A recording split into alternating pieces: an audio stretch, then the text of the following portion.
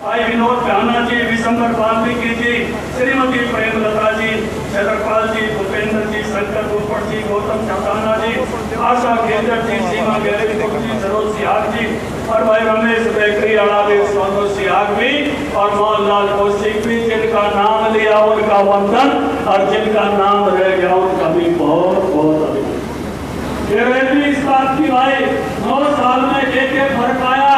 अगर आपने हिसाब में बरवाड़ा से चंडीगढ़ जाने में स्वाद आना है क्या हो, इस रोड पर गए और 152 की वाली सड़क पर के जाने का मजा आया हो और दिल्ली वाले रोड का मजा आना है क्या हो, और एक बार ताली बजा के बता दो भाई मोदी जी के राज में इनका स्वाद आ।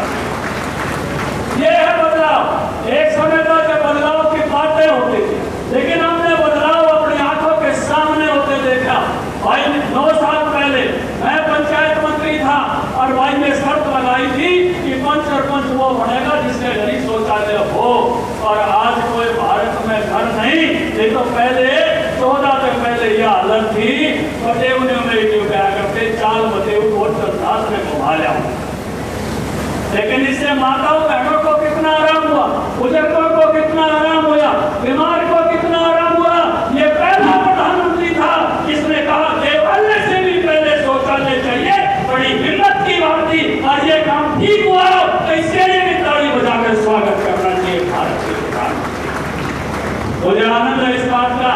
माताएं बहनें ईंधन से कभी अपना कपास आड़ा, कभी सरसों के घासरे और गोसे पाक के, और कितनी दिक्कत होती थी। और ऐसा झटका मौसम हो जा तो फूकनी मार मार के आंखों में पानी आ जाया करता। एक तो गड़करियां घर में फूकनी में निभाओगी, गलत तो नहीं कह रहा।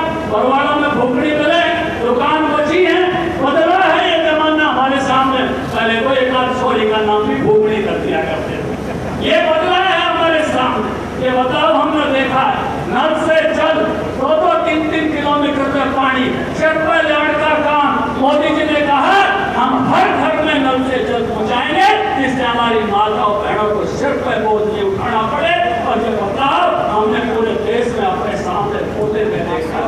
जो चीज बदली है, एक बड़ी बात कोरोना के समय की सबने कही, केवल भारत की चिंता नहीं की, भारत से बाहर दुनिया के देशों की चिंता की।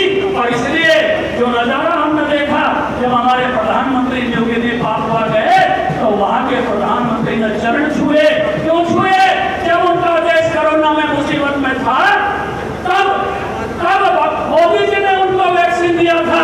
इसलिए वो छुप गया चरणों में कि उस समय जब कोई दुनिया हमको पूछ रही थी, आपने हमको वैक्सीन दी। और इसलिए ऐसे झुका जैसे कोई अपने बाप दादा आ जाए उसके सामने झुकता है। हाँ, सारे सांग हो सकते हैं भाई, ओरा जी का सांग नहीं हो सकता, पैसे वाले का सांग नहीं हो सकता। और आज जो मोदी जी ने अमेरिका की सीनेट में खड़े होकर जो भाषण दिया, कहा अमेरिका वालों आज हम दुनिया की 5वें नंबर की अर्थव्यवस्था है, और मैं आपकी संसद में कह के जा रहा हूं हम दुनिया के 3रे नंबर की अर्थव्यवस्था होंगे। इतनी बड़ी बात कोई आसान बात नहीं है। अपने मुल्क में कह दे, जलसे में कह दे, सभा में कह दे, जनसभा में कह दे, दूसरा सबसे बड़े मुल्क के सामने कहने का जो काम किया, मजा आ गया। भाई साहब, दुनिया में सबसे अच्छी बात क्या होती है कि आप जवानी में सपने देखो और अपनी उम्र के साथ उनको पूरे होते हुए देखो। धारा 370 का विरोध हमने बचपन में शुरू किया। 1990 में 10,000 छात्र छात्राओं के साथ हमने कश्मीर मार्च किया था। वीपी सिंह प्रधानमंत्री थे, वहां नहीं जाने दिया। वीपी सिंह के घर पर झंडा लेके आए थे। लेकिन आज गर्व है हमें सचिव बालाट पर, वीपी वास पर, गजेंद्र जी पर, इनके पकड़ से 370 टूटी। मजा आ गया। कांग्रेसी क्या करते, 370 तो टूट ही नहीं सकती, और इस तरह टूट की लड़ी बरवाड़ा की रामलीला में सीता का धनुष टूट गया। पहले इन 2 ही मुल्क थे दुनिया में, कोई अटैक कर जाता जाके अटैक करते थे, इजराइल और अमेरिका। और आज हमने देखा कोई आतंकवादी टेंट, कोई आतंकवादी शिविर अगर लगा है फरमान है तो वहां ठोक के आए। नड्डा जी आए थे 15-20 दिन पहले जनरल सुहाग से मिलने गुड़गांव के मकान पर उनके साथ गया था। जनरल सुहाग ने कहा, मुझे फक्र है नड्डा जी, मुझे मोदी जी से प्रधानमंत्री के काम करने का मौका मिला। देश की सीमा पार करके आतंकवादियों का सील हम बर्मा में तोड़ के आए, पुरी में तोड़ के आए, और जब मैं जनरल नहीं था उसके बाद बालाकोट में तोड़ के आए। भारत ऐसा तीसरा मुल्क है। अकल राजनाथ जी अपने यमुनानगर में थे, उन्होंने कहा सब सावधान, भारत पर कोई इतनी भी नजर डालेगा तो जाकर ठोकेंगे, चाहे वो कहीं पर भी हो। और अब तो भाई शिकारी रोड का सौदा करके आया मोदी, जितना रोड घूम रहा, इसमें कोई बैठने की जरूरत नहीं। वो जहाज जितना बड़ा है उसमें भी कोई बैठने की जरूरत नहीं। बरवाड़ा में बैठ के भी 2000 किलोमीटर तक बॉम्बार्डमेंट कर सकता है। भारत की सीमाएं सुरक्षित होगी, मजा आ जाएगा। एक समय था जब हमने नारे लगाए थे, राम लला हम आएंगे और मंदिर वहीं बनाएंगे, और अब 2024 में उसी मंदिर का उद्घाटन होते हुए देखेंगे। 2 साल में बदला हुआ भारत हमने देखा है कि अनेक चीजों का बदलाव जो हमारे समय में हुआ है।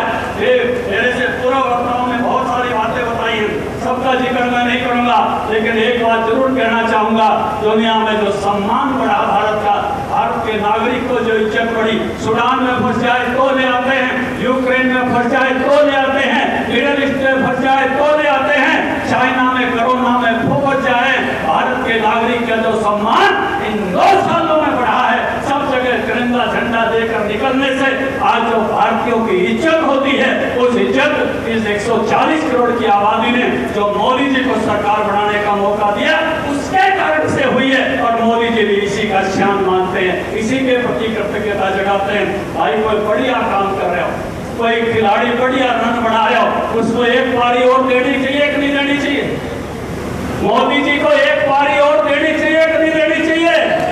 जरा हाथ करके बताओ, सारे खड़े करके बताओ, माताओं बहनों तक बताओ, मोदी जी को 2024 की पारी देनी चाहिए? जोर से बोलो, देनी चाहिए? तो मोदी जी को भी बता दो, अपना फोन निकालो और एक मिस्ड कॉल मार दो, 90-90-90 2024 बरवाड़ा में हिसार लोकसभा में भी तय कर दिया, फिर से जिताएंगे, फिर से बनाएंगे। ये लोकसभा भी मोदी जी की झोली में डालेंगे। एक मिस्ड कॉल मारनी है, कोई फोन की घंटी जाएगी लेकिन आएगा नहीं, और SMS आ जाएगा, निकालो एक फोन, काटो सारे फोन, मोदी जी को मेरा जाने दो, जितनी हो उड़े मेरा पूछ जाएगा। 90-90-90 2024 90-90-90-2024 मोदी जी को इस आश्वासन जो आपने दिया है, इसके लिए आभार व्यक्त करते हुए और एक बार भारत माता का जयकारा जोर से लगाते हुए, तो भारत माता की, इन्हीं शब्दों के साथ उन्हें मैं आपको बधाई देते हुए अपनी वाणी को विराम देता हूं। सबको नमस्कार, सबको प्रणाम, बहुत बहुत धन्यवाद।